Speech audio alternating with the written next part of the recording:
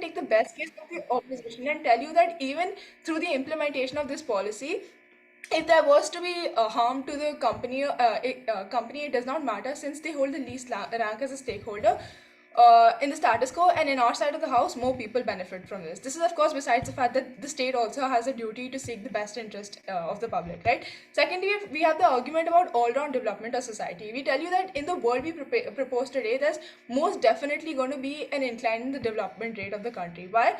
Because after the implementation of such a policy and our model, there's likely to be a boost in the number of job opportunities. This in turn will lead to a high employability rate and therefore increase the economic sector of the country. GDP per capita and overall network will also amplify. Now, before the opposition has something to say about this and rebuts this, let me analyze the worst case of our side. On our side, even if all these results were to take place at a slow rate, we would still be I'll take that later. We would still be much better off than the status quo or the opposition side because we have a higher number of stakeholders who get these results. This brings us to the third and a new argument, which is increased incentive. Now, panel, till now, our side has repeatedly established how the results of such a policy in the status quo will create a prosperous society. But let's just break this down into smaller steps and tell you exactly what helps brings these results.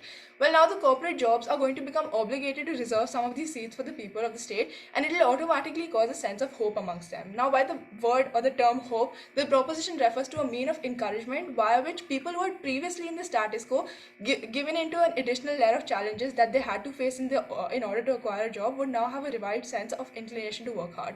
Also, panel, please note this because this is a direct rebuttal to whatever the first speaker of the opposition has said.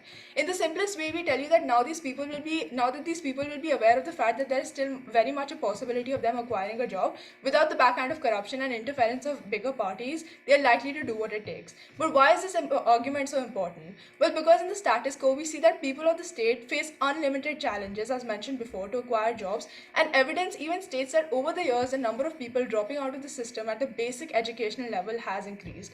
House note that such a problem may seem insignificant at state level, but if you view this at a country level, it directly hits the employability rate, economic development, as said before, literacy rate, GDP, net worth, etc., etc.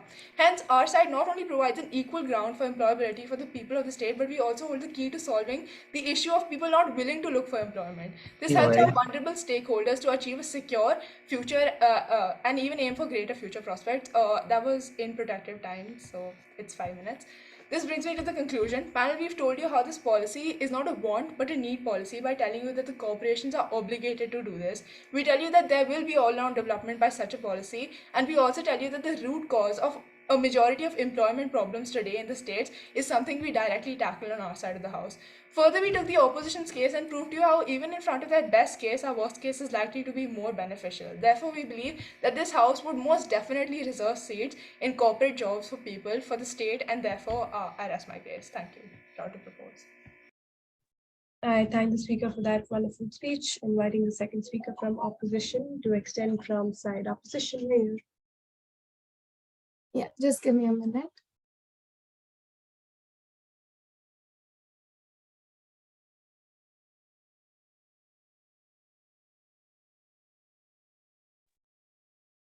I'll be starting in 3, 2, 1.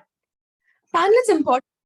The opposition and opposition have fundamentally disagreed on a very important part of this debate, and that is the characterization of private companies. Just from the name, it's understood that they do not, in proposition's most used words in this debate, owe or are obliged to the state that they live in, right? That's not how private companies work. Proposition told us a lot about how they take a lot from the state and they do not give back, which is kind of making them seem like the companies do not employ people from that state, where this is not the case. They employ people who they believe are the most suitable for the job by interview, background checks, and qualifications. If the people from the job do have those things, they would obviously be employed by these private companies. The proposition specifically stated additional layer of challenges and said that corruption exists on side opposition. Corruption is equally likely, if not more likely, to exist on side proposition, because now the government is interfering in the workings of a private company, right? And they spoke a lot about how education and how people would drop out if this is not there in private companies. Again, the most important and basic unit to note here is that this is about the government implementing something, right? The minute they do this, like in their own words, the government themselves do not have this quota. What if they themselves are not able to employ this quota? Why would they put it on private companies who have no burden towards the state that they set up in, right? They provide employment as they deem fit. Secondly, they spoke about how it actually invites corporates to work, and that's exactly why we've proven to you how it does not. Right? We told you about how corporates seek for competency and quality of work, which might be taken away from the actors if supposing this thing was implemented. Now, a competitive world rewards merit, and arbitrary reservations undermine merit. We've proven this to you over our debate, over our speeches, right? Now, most importantly, like in propositions words, who are the most vulnerable stakeholders, and they're the people seeking employment. Now, let me tell you, there are two kinds of people: the kinds of people who are deserving on basis of merit, and the kind of people who might not be as deserving. Now, let's talk about people who are deserving. Now, there is a huge layer of stigma around them because they are believed to have gotten the job only because they were from that state and not because of their qualifications. This immediately devalues their work and takes away from their future opportunities, right? So the most vulnerable stakeholder is largely negatively impacted on our side because their work starts losing value, and they're viewed in a tainted light. Now let's talk about the second type of people who might not be as deserving. Now, what happens here is that this is a direct loss for the company, and a direct loss for the company also means it impacts the state as a whole. How is that? Now, let's say they're that deserving, which means their competency might not be to the level that is expected. It basically disincentivizes them from working hard to gain the rights to actually work in that place in the first place. It basically increases the burden of state quota as well. How is that? When people are not competent enough, the private company starts facing losses, right? And like how we told you, if they arbitrary law is put upon them and they are not able to produce their best, they're simply not going to set up in such a state, right? And this is going to take away from as a whole. Now let's talk about how this affects state competency, because now people are not willing to put their best foot forward because they know they're going to get a job in any scenario. So it basically increases the brain drain from that place. They're going to look for places with better opportunities. Instead, what are we telling you? We're telling you that the state ready unable to provide. In this scenario, their problem is only intensified, right? It doesn't take away from the problem. It's a very surface solution that doesn't take problem.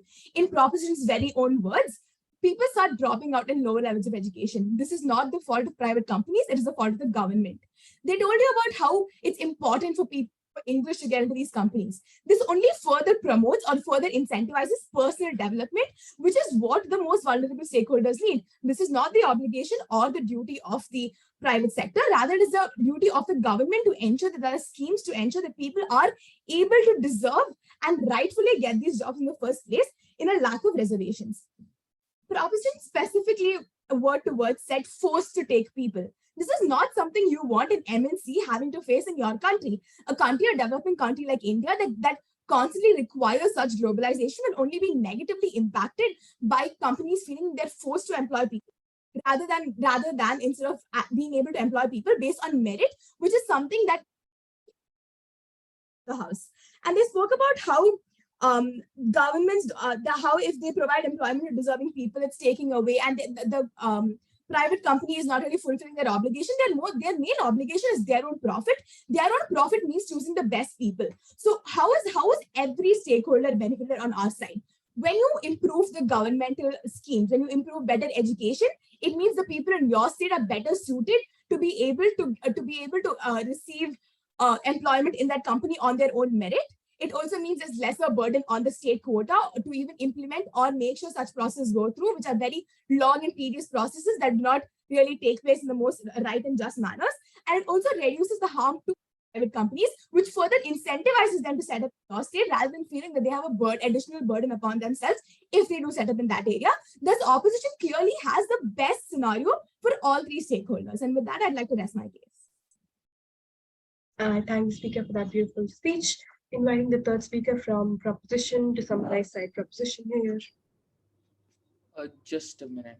Just going to set up my timer.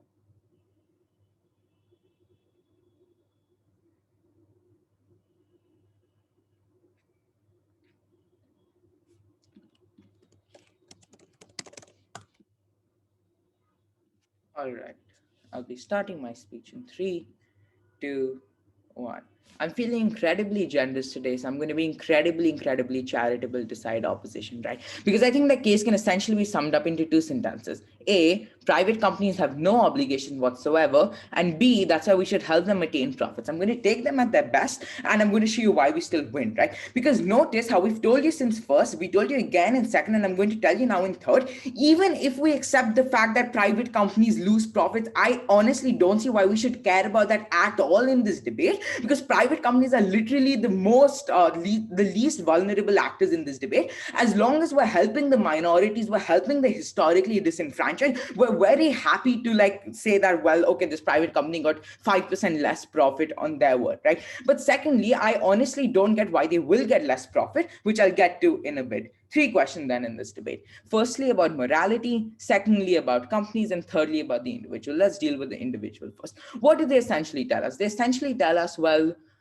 companies need like meritocracy to survive. So they're like unlikely to now set up in this state. They're unlikely to be profitable. I have like several problems with this. The first problem is that it's just deeply unclear why people in, let's say, Bihar are fundamentally not as smart as people in, let's say, Haryana or Delhi, right? We point this out in a POI, and OP accepts this, that they're not likely to be like they are as smart. So then at that point, no, thank you. At that point, I'm deeply unclear why there's actually going to be a loss for the company, because they're employing equally smart people, right? The thing is that the people in places like Bihar, in rural places, have lost an opportunity which doesn't allow them to realize their full potential. We actually do that on our side of the house. Secondly, I think we've already weighed this, as I did in my intro, as we did in first and second. Thirdly, I think this is exactly why now companies have an incentive to now increase training and the skill of these employees, right? Because they want the best employees. When they're forced to employ people from particular states, they're going to go into like training programs, education programs, because they want all that stuff, right? But then thirdly, I think very clearly in our model, like in our first speech, we told you how we're going to incentivize companies, right? We told you there's likely to be political will for things like lower tax, political will for like other concessions, which are really helpful to companies, right? Why was this political will present? Because now people see that now they have a direct incentive for these companies to set up in the first place in that locality, because they know there's a far greater likelihood of them being employed. Therefore, we told you that they're likely to now pressure state governments into giving these benefits to companies. No, thank you, right? That's why they like never responded to any of this. So that's why I think companies are still likely to set up. Fourthly, I think this is just symmetrical on both sides of the house, because at best, I just don't think corporates have major incentives to set up in rural areas anyway by their own analysis, right? But then secondly, what they try to do in like second op is they say, well, these companies employ state workers anyway. I think at that point, I just don't think that's very true, especially in corporate jobs. Perhaps it's true for manual jobs. But B, if that is true, then I just don't see why any of the harms apply as well, because then presumably it's literally the same for companies, right? Thirdly, I'm going to take them at their best. Let's mitigate why this is like, let's mitigate this. One, I think only like a certain percentage of the jobs actually mandate these quotas, which means you're still going to have corporate workers, like employees from other states. But then two, I'm really unclear why this has such a large impact, like a few employees being local. Why is that going to change the profit incentive for like a multinational company? I actually think this is a really good thing, because the locals actually know their place better. If you're literally operating in Haryana, I want somebody from Haryana being the head of that operation, because he's likely to know that place the best. I'll take a PY. All okay. There's no. Yeah, go ahead. No, dismissing corporates as a stakeholder by simply saying they're the least vulnerable doesn't make sense, considering that the impact that these have, that even if they are the least vulnerable stakeholders, they have an impact on the economy of the state and all the people.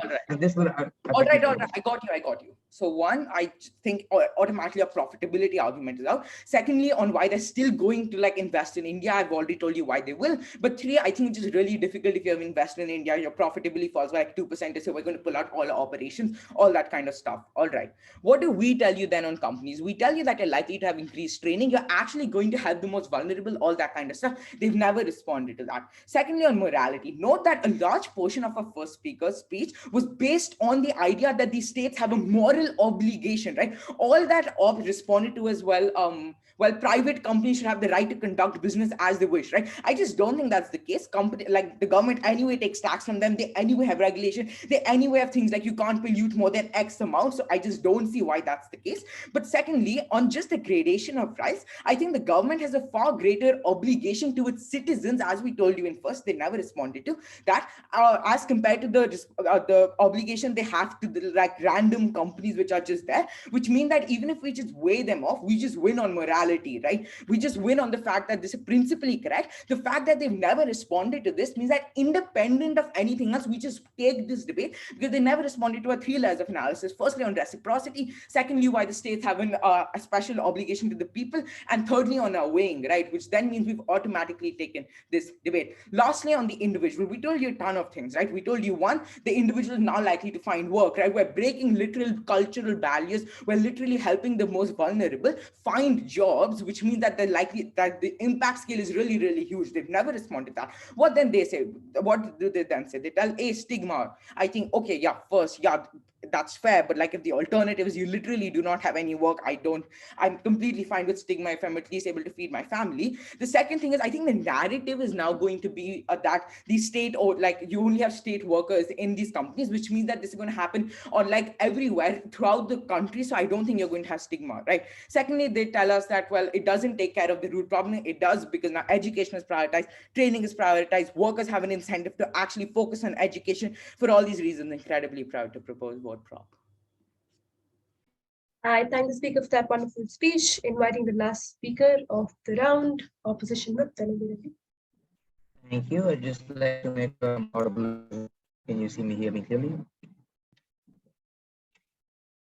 You just got cut off for just a second. Can you speak a sentence? Okay. Hi. Can you hear me clearly? Am I audible and visible? Yes. Okay. Awesome.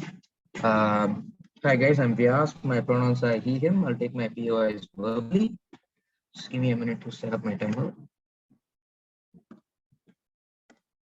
Yes, with that said, I'll be starting my speech in 3, 2, 1. Panel, there's been a fundamental mistake on side proposition from the very start of this debate. A mistake in terms of characterization that they made in their first speech that they've been constantly reiterating with every rebuttal we give you. Because we give you very valid pieces of rebuttal about the actual incentives of a company, about how companies are very important actors in this debate. They try and dismiss this by giving the actually partially valid claim where they say that companies are the least important actors, or they're the least vulnerable, where they can try and bounce back from the profit. This is the analysis their side gives you. But the difference here is we recognize that companies have a certain amount of interest in the actual state's governing because they need to rely on the state, and the states also rely partially in the company because a large percentage of even public income comes from these private sector companies, from these corporate interests. So to completely dismiss a stakeholder and all the rebuttal we give you about how this actually leads to disincentivizing these companies to actually set up base here, which they rebut, which I'll come to later. But when we tell you that we are disincentivizing these companies and their abilities to make profit, when they give you the argument on profit and how when these companies do not make profit, they're less likely to care about the state and less likely to actually provide these opportunities to the state. The fact is they cannot dismiss this by saying they're least vulnerable, because this will actually affect what they deem as vulnerable stakeholders,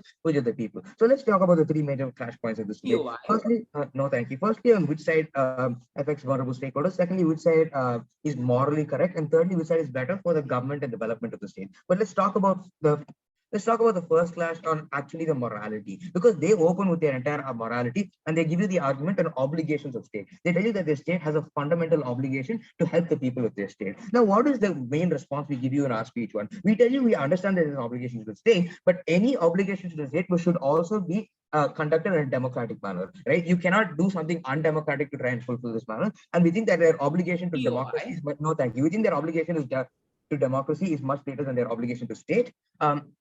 And we tell you that when we get a company, when a public entity like the government is forcing a private individual state-owned entity like a corporate entity to try and include more people or have reservations, it's not even a government entity, it's a private entity that the government is forcing a restriction on. We think this is democratically wrong. We think it's morally, principally wrong for a government-based entity to curtail the rights of individuals to conduct business the way they feel. So what is the main response and pushback we got from this? We got this response very late. We only got this in their whip speech, where they tell you they don't think this is true because companies already do stuff like this, like forcing companies to be environmentally healthy and taking taxes. We recognize that this isn't the same thing, because panel, the things that and taxes like the environment are things that the company is actively doing to prevent active harm.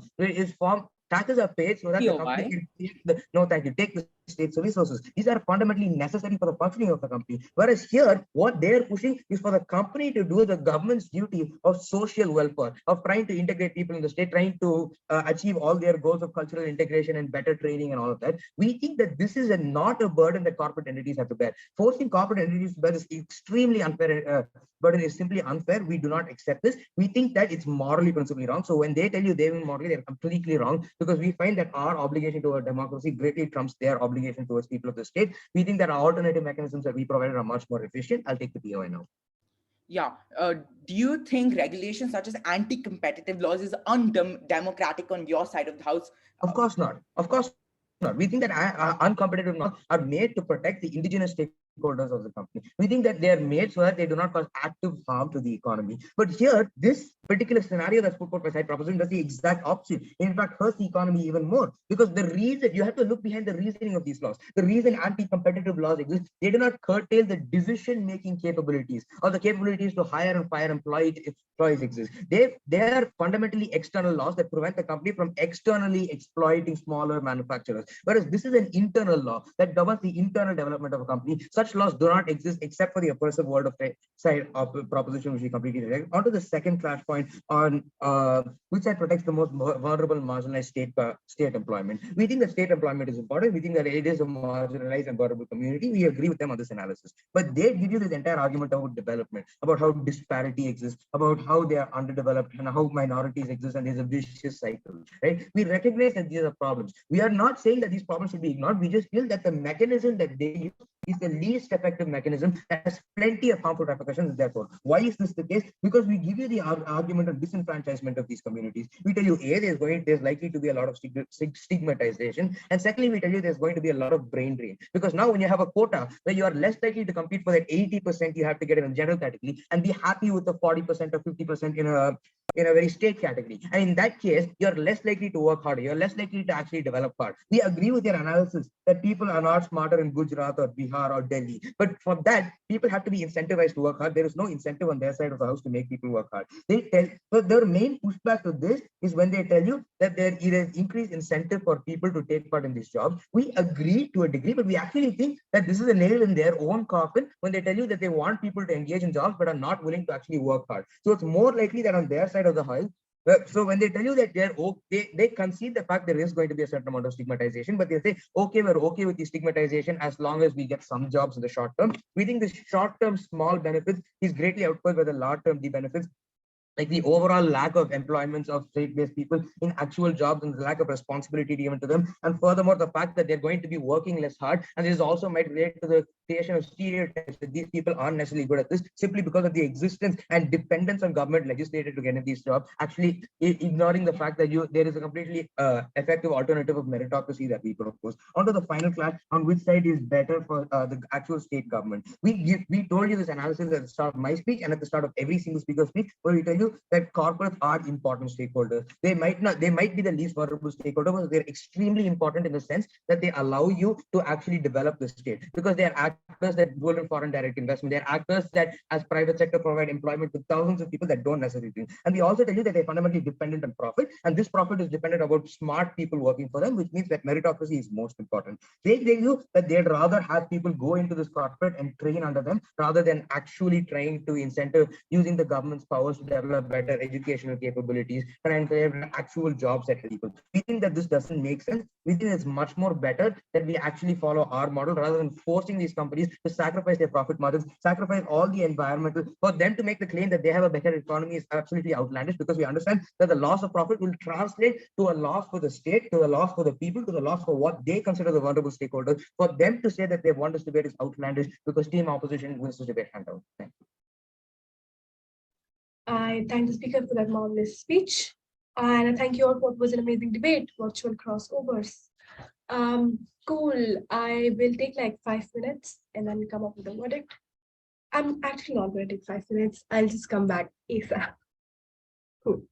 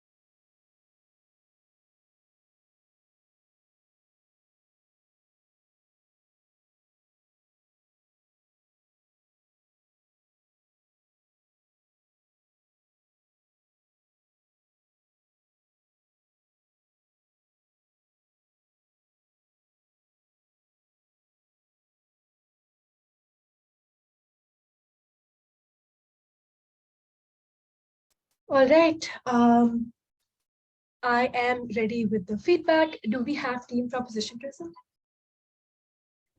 Yeah. Cool. Team opposition. Yep, we're here. Great. So this is how I'm going to be structuring my OA. I'll first be talking about the general comments, then my verdict, and then my reasonings for the verdict. I think in terms of general comments, I just have three things to say. Firstly, I think in terms of the engagement and the quality of the debate, this was pretty above average debate, one of the best so far that I've judged. And also that also takes me to the idea that it was also very close. The second thing then I have is like something which I've only noticed in Indian circuit, where like people often tend to sell the argument of like vulnerability of stakeholders and why vulnerable stakeholders are more important than others. I think vulnerable stakeholders being more important than others is not a factual statement. However, if you prove that why we need to care about vulnerable stakeholders as opposed to others is when you can probably sell that argument. But I don't think vulnerable stakeholders like in and of itself are more important than others if you cannot prove that otherwise. All right, the third thing then, and is the last thing, is that like when you say that like when you are being asked a POI, or even for that matter in any argument when you're engaging on that, I think you all need to like just be more charitable rather than just saying that, oh, it's irrelevant to the debate and therefore I don't want to engage to that. If you want to say that it's irrelevant, tell that why it is irrelevant in the first place and then go on with your rant. But then yeah, so that's pretty much it. I think I've given this debate a side proposition, and my reasonings are these. I think the first argument that came up in this debate was the idea of state obligation versus private companies' obligation. I think proposition has twofold of argument, out of which one argument does not get responded whatsoever, like not even touched upon at all. So let me just go through as to what proposition is talking about. I think the first thing the proposition says in terms of state obligation is that state has higher obligation to the people who are vulnerable and oppressed in a particular state. But secondly, the obligation of these private companies towards the state simply because they were the ones who are exploiting the companies to the core, exploiting the resources to the core, and therefore they need to return back something, right? Which means that if they are like using that particular place, the resources of that particular place, but also the opportunity cost of that place, they owe something back to the state in and of itself. Therefore, when you combine both of the obligations, I think there is a proof, or there is enough proof as to why state can go ahead and impose such kind of liability on these private individuals. Having said that, then I do think that opposition try to deal with the second part of it, where they say that look, states are not obliged, or like private companies are not necessarily obliged to vulnerable people. However, I think like they missed this link that proposition make to me as to like why, like the moment when you are exploiting these resources, the moment when you're using these resources and the state in of itself, you get to give something back to these individuals as well, right? Therefore, I think this particular link did not get responded as to like why, like sure, like you're exploiting, or like sure you're using those resources, that still does not give you the leeway to impose some kind of restriction on them. What they do otherwise from opposition, what I get is that look, the fact that like you cannot necessarily restrict them, or the fact that they don't like have any obligation to these individuals is fair enough, and we don't need to do anything for them. I don't think it was enough to take that argument of like principle of state obligation per se. But I do think that like when you say that when you do say that state obligation ends to the idea when you go ahead and reserve seats in government jobs, I think this was a very good claim from opposition, but I don't think it gets crystallized enough in third speech. I think it just gets over by first, second speech, where you don't even like mechanize it enough for me to understand what you're trying to say. I think if that was the case, I think you would have like taken over that point of like why state obligation ends there, and therefore you don't need to extend that obligation towards private individuals. But I think that insofar as like this particular debate is concerned, I think proposition won that argument of state obligation at the principal level. The second argument then is about morality of a particular claim, or like why it is moral or not. I think opposition did a good job in telling me that why it probably curtails the rights of these curtails the rights and of these private companies, and like essentially restricts the idea of like how they're functioning. I think the problem with that then is, I think like the link again from proposition of like why we can go ahead and restrict this right in of itself does not get question enough from opposition. But then the second thing then, and I think third speaker from opposition does like make an attempt to rebut that argument by saying that look, like the examples that proposition is giving in terms of like why we can like curtail these rights probably by these I think like these environmental laws and like anti-competition laws, I think opposition responds to that by saying that look, like two things. These laws either try to restrict the idea of like which has like a greater harm on indigenous people, but secondly, it has an active like impact on the social like or like has some amount of like social oppression in the first place. I think that particular response in of itself gets dealt by the first speaker from proposition when they're telling you that these states inherently face a lot of oppression with respect to the people who are already residing in these places, and therefore we need to give them like therefore we can go ahead and restrict these rights because we want to like take that opportunity cost to these resident people in the first place. The second argument then in terms of why it is morally wrong from opposition is that look, we're going to like reduce on like we're going to lose on a lot of profit and therefore it's bad.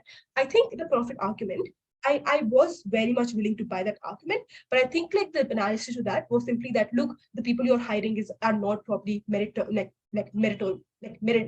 enough. I don't think like that argument probably is sufficiently elaborated to an extent where I buy that look, all of these people are probably going to be like just very bad, or like the threshold that proposition is setting is extremely low, which is probably going to impact the profit to a very, very huge extent. The reason why that makes sense is because proposition's first speech again had contextualized to me as to like what would be the criteria, and it won't go to an extent like this low that they would probably lose profit in the first place. But I think the second response from proposition is in second and third speech, where they tell you that like, look, in our side of the house, you can still have these merit, like people who have the merit and still get the job simply because otherwise they weren't getting that job because they weren't given the opportunity to do so. But then the third like response from proposition on this is that look, the reason why it is okay is simply because in your side of the in our side of the house, you also have two layers of like analysis, right? It's not just that you're reserving some seats, but it's also the training that these individuals are likely to get because companies have the incentive to improve themselves. But the third level of analysis from proposition is that, and it is not like concretized enough in the second and third speech. But I think in the first speech, you also talk about like, oh, when we're giving reservations, not just that we're limiting it to that, but we're also going to incentivize state to have better education for these individuals. I did not take it as an argument. I did take it as a characterization or like a policy per se. Therefore, I think that like it still made sense to tell that look, they're not probably going to be as bad as opposition is trying to portray to me, and therefore the profit is going to be extremely low. But also taking the worst case from opposition, like the best case from opposition. Let's take that the people are actually bad. What is the delta of harm? The delta of harm had to be proven in such a way where you prove to me that the number of people who are going to be recruited are going to be extremely high, which is not going to be able to do well in terms of like if there are 100 people, the number of people who are going to be there are probably 40, and therefore it's going to like harm the potential of rest of the 60 people and stuff like that. I don't think they were talking about that because proposition again quite like dealt with that argument by saying that there are very little number of people who are going to get that job like regardless, and therefore the delta is very low. So why is it like conclusively going to reduce the profit of these nations? I'm still not sure about. And I think later then, I think that again the second argument of like I think that comes from second speech from opposition is that like it's inherently going to like harm the state in general. Again, I think if you're talking about state being harmed, that is dependent on the idea that profit like completely is going to be reduced, or like the other part of it, I'm going to like deal with that in the second argument. But yeah, so I think in terms of that, I didn't necessarily think that state is going to be impact specifically for returns of the companies, but I'll tell you why the other argument of like why companies are going to be less incentivized to come to your nation also did not have a lot of impact. Coming to the third argument, which is this argument that is where there are corporate harms. I think the second argument is like why there is like lack of incentives that the companies would have in order to come to your state, simply because you're putting in so much restriction on them, but also they care a lot about their profit. So even if like a little amount of like their profit is going to be reduced, they're going to be extremely mad about it. But I think proposition tells that look, if there's going to be so much like benefits that state is already giving to you in terms of like tax benefits and concessions, and therefore states would always have that. But secondly, like again, like the loss is not that huge. But I didn't think that the tax benefit argument was enough from proposition as well, because it's just like two liners and not being like established enough. And therefore this argument of like, oh, whether states would like to come to your state, or whether corporates are going to be coming to your state or not, is something which I completely feel is a wash, because I don't get enough analysis. And therefore I think this corporate harm of whether companies are going to come is like largely out of the debate. Yeah, and I think that's pretty much it. But I think I have one argument which was extremely good from opposition, and could have done a lot better. Is I think two. In terms of the corruption that is going to be seeping in into the private companies, but did not necessarily get like counterized enough from opposition. I think that could have helped a lot. Simply if you could have just like linked it to the oppressive people that proposition was talking about. But then secondly, I think the same argument. I think why does the state obligation not end just by these government jobs? Are these government jobs not enough? But secondly, what is the specificity in terms of corporate jobs that you're providing and why it is good enough? Because I think that proposition got away with the idea that, look, we're going to have these people in the decision-making powers. I'm unsure as to why that happens as well in proposition side. And therefore, I think if you would have like questioned these things as to like, what could be the kind of like jobs that proposition like is going to provide to these individual in residents of these states, I think that could have also helped you on opposition. But other than that, I think it was very close and a very good debate.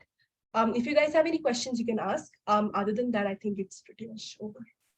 Can I Hi, Afreen. I just want to intervene for a second. I need to. Can you just check debate the group 2, please? Sambhav, just pause your questions for a second. I just need Afreen to clarify one thing. Afreen, if you can just see the second dash state rooms, please, for mine, and just give me a call directly.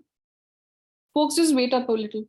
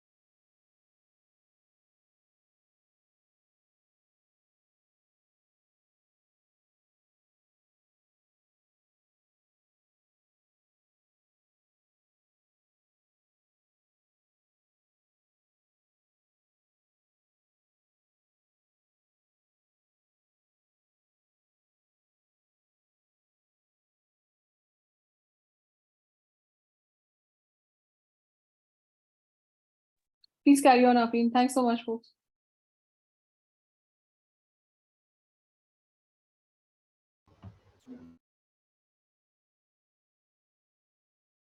Yeah, Mom, I wanted to ask about the individual speaker feedback. Okay. Cool. Before that, opposition, do you guys have any questions?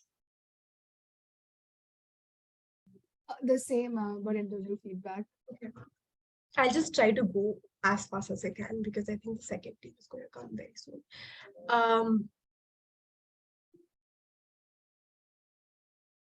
Okay.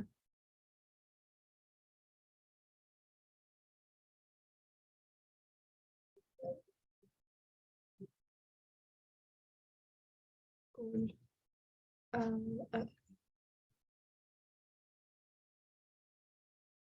I'll start from the first speaker and then move towards second and third. Cool. Okay, from proposition, I think that the principle was fine. And then the 2 layers of analysis was also fine. I do think that it was very confusing in terms of who are the oppressed people and who do you want to benefit in your side of the house. That's exactly why the confusion happened from opposition when they were talking about like, oh, you're saying that migrant people are going to like take your opportunities and stuff. I think it had to have more clarity. I think the third thing that you talk about is I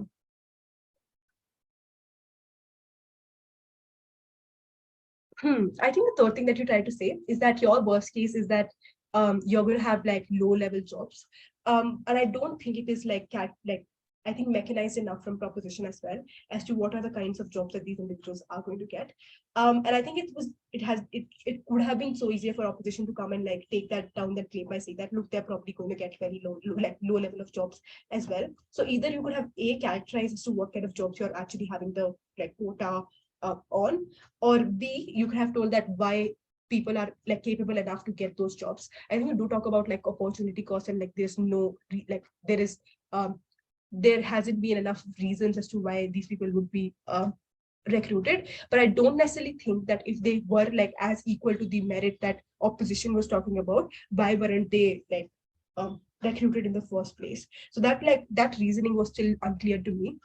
The second thing, then, I think in terms of social mobility, which gets like responded to later in terms of Six Sigma, I think that if you would have like initially started the debate and like set it up in a way which talks to all of us about like how these jobs essentially are very important, specifically in terms of the corporate job as opposed to government jobs, would also have helped your case better. But I think whatever you had in was like was particularly like substantiated enough. So I don't have like particular feedback for how you could have done a particular substantiation better.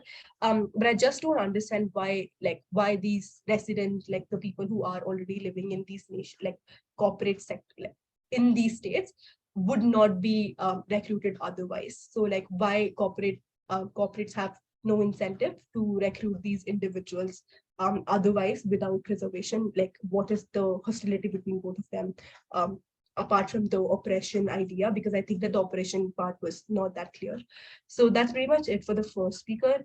The second speaker, then, I think a lot in terms of, I think you did pretty well in terms of like supporting the idea that like, look, that's not what we were trying to say. And I think I got more clarity of oppression idea from proposition better from the second speech. But I think in terms of the other arguments from proposition, when they were talking to you about like, like why restriction or curtailing of rights of these companies is bad, I think I would have liked more analysis on that, specifically because I think they're like not just talking about you being able to decide who gets recruited, but also like the internal matters of it, because proposition first speaker told you about like how these matters in terms of decision making powers, and like them not exploiting these resources further, also like goes back to the idea of decision making and like their internal matters. So why is it okay to like go ahead and talk about that? I think a lot of it is like something which could have been responded by simple idea of like opposition, when they say that, oh, it goes against democracy and constitutional rights. I think all of these constitutional rights have reasonable restrictions on them. So I think you would have told that, look, like states have the ability to put on restrictions on these rights, and like the reason can be like A, social welfare, B, public interest in public policy, and so on and so forth. So I think all of these things could have like come like in earlier than government would have helped better. But I think other than that, you did fine enough to respond to what proposition was coming forward to. I also liked your sequel analysis, by the way. Yeah.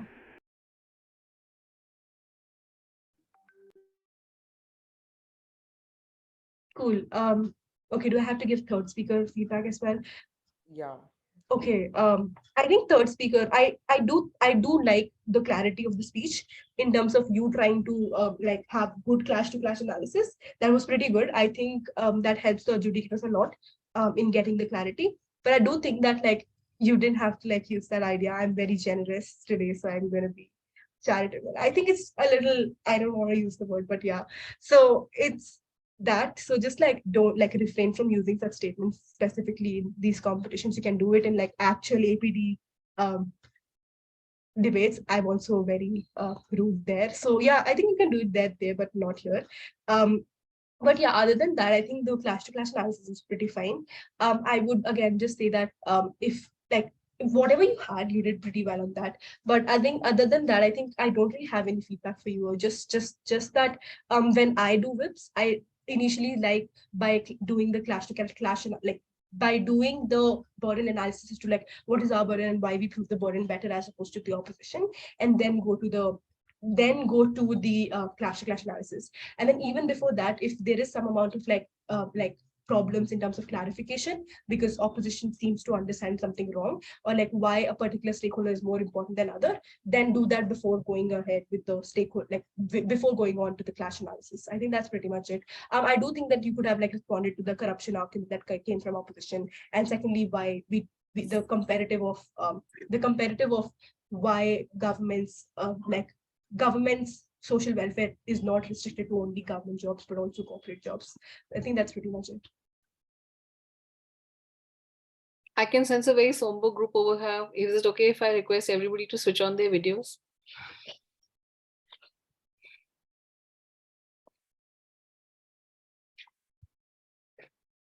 Thank you. Normally we do this at the beginning of the match so that we get the faces in. It'll be lovely to see you all once before you exit. Please center your faces. Arna, come closer. Anvi, we cannot see you clearly. Vyas, thank you for switching on. Do we have everybody who was on the debate over here? Listen, I wish you all the very best of luck because we will keep seeing you one arena or the other. So I'm not even listening to the result because I know you will be honored with your journey. So I'm just going to take one quick snap before you all exit, Afreen, if I may, please. Yeah, Arnab, you have to come in the center. Your proportion of the face has to be equivalent to mine, like Priyanshi's is. That's the best face I can see. Nandana's, yes. Vyas, yes. And Amin, yes. And Ananya, see. Where is Diya gone? Diya, come closer. Yes, thank you so much. Come closer. 1, 2, 3, and smile. Come on, you can do it. Thank you so much. And oh yeah, I mean, spectators can turn it on as well, Amrita. Why not? I'm okay. I mean, I normally find shy spectators, so I don't say that much, and I don't take chances with teenagers any which way, right? So once more, anybody else who wants to switch on their camera, spectators going on, going twice, going thrice, 1, 2, 3, smile. Thank you so much. Thank you so much. So Afreen, you are done with this round? Yes, little feedback is still going on. Sure, please tell you.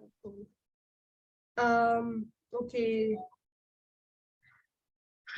Is it okay if the proposition side leaves? I actually have a class. Yeah, sure, leave. Also, I had to say this because I wanted to say this before round. So I wanted to just like create more suspense and everything. But I wanted to say that Haryana has won all the 3 categories. So I wanted to say that, oh, if Haryana is going to win this category or not. But yeah, so this is the thing. Haryana has won all categories. Thank you so much. Cool. Okay. Yes, to Nandana, I'll open the sheet again.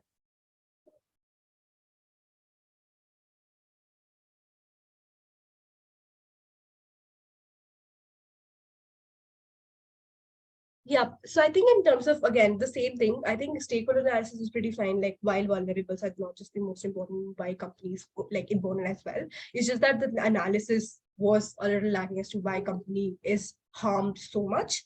Other than that, if it was proved, I think you could have taken that clash, and I don't necessarily always buy minorities or like vulnerable people and stuff like that. But then secondly, I also liked your quantity of people who are being impacted in yourself. There's better. That analysis is pretty wide, pretty fine. I think just like one thing that I had to say from the second speech. I think I got something from the first speech where they were talking to you about that. Oh, the second speaker is going to talk about disenfranchisement of state quota, which I did not necessarily get from the second speech, or I did not understand what they were trying to say. So yeah, so I didn't necessarily, so if you're like promising me something that I will be expecting something from the second speech, I actually expected, which did not necessarily come. Other than that, I think your analysis to the state economy was good. But then the first analysis had the merit, I think I would have bought that claim because it was dependent on the other. I think that's why it's important to just have independent claims, or if you're trying to impact something, first try to make sure that the first part of it is being proved. I think that's pretty much it. I think I just feel that it's just more about case, less about the speech. I think it was pretty fine. I think you, sorry to interrupt, I think you skipped the first speaker of team opposition's feedback. Yeah, I will give that. I thought it was just Nandana because she texted. Cool. Sorry. Yeah, so I think in terms of the first speech, I liked how you started with meritocracy, but I did not think, I mean, in terms of why meritocracy is so important and what it would look like in terms of you trying to concretize that statement, I think it would have helped a lot. So when you say that, we're not just talking about just merit in general, but I think why corporate sector is so specific with meritocracy is important. So when you say that, and that's when proposition's entire analysis on what are the people who are benefiting comes into play, because proposition was trying to benefit the vulnerables of the vulnerables. Therefore, for you to prove that these vulnerables of the vulnerables are probably are probably not that meritocracy meritocracious, is because like of the same like analysis that proposition gives to you. They don't have enough access to resources. They don't have access to English as well, which means that why companies then will have less incentives to get them is two reasons. And that's what proposition tells you. Proposition says that, oh, you're going to have like training for these individuals now, which is absolute nonsense, because companies would never have the incentive to spend that extra money to train these individuals now and like train the skilled people now, because companies oftentimes then not try to like cut short like as much amount of like money that they can spend on these things in the first place. And that's why they always try to have people who A, have like more experience, B, have more skill and stuff like that. So I think proposition, like I think you could have like impacted more on that, like these places. I think second thing then, I think this argument of like forcing company, why do you want to force company? I really wanted it to be concretized. It was a really good claim. Why it is morally wrong, I think I get it. Again, the impact on like why profit, like the number of people, why profit can be like so harmed. I think the way how you have to do it is not just by saying that like the number of people who are going to be recruited are going to be bad, but I think you have to tell it that even if it is that one person who can impact the decision making or who can have the impact on the returns, it can probably like holistically harm the company. So you know, like how companies or like function is not just by like, let's say even if this one person like screws up that one particular meeting, I think the kind of like clients that company is going to deal with later is also going to be impacted. So it's not just like the number of people they're recruiting, it's also the company's image at the end which is going to be impacted. Therefore, it is more likely that the company is going to go ahead and like recruit people in the lower levels, and therefore the social mobility argument is all out, because like it's something which is inexclusive. It happens in your side of the house regardless, right? They're still going to have these gardeners. They're still going to have, let's say the security guard and all that. So I think like all of it, then you could have proved that there's like it's not mutually exclusive and stuff. Yeah, I think that's all. I think that's all. I think other arguments were like extended. So yeah, that's pretty much it. For the third speaker though, I think like you do very good job in trying to respond to a lot of claims. And I think I've already told you that your response to why like active harm to social oppression and indigenous people did not really matter, but I think it was really good attempt to respond to that argument. I think the second thing then, I think you could have gone a little more ahead and told that why companies would not come and at all in your side of the house. And that's when like the analysis from the first two speeches is very important. But I think whatever you had, Vyas, I think your speech was very good. Thanks. Thank you. Cool. All the best, everybody. So proud to see your speeches. Awesome. Thanks. Thank you. Hopefully see you soon. Bye. Thank you, everyone. Thank you, ma'am. Thanks for the debate. So let's switch gears. The debate team that's debating now, you can stay. Everybody else can move into a spectator mode. And Nitiksha, we have you ready? Oh, yes, yeah. I'm looking for team Telangana and I'm looking for team MP in the grades of 7 to 9. Are we all in? Yes, ma'am. Okay, so I can see Telangana speaker 1, speaker 2, speaker 3. I love it. You have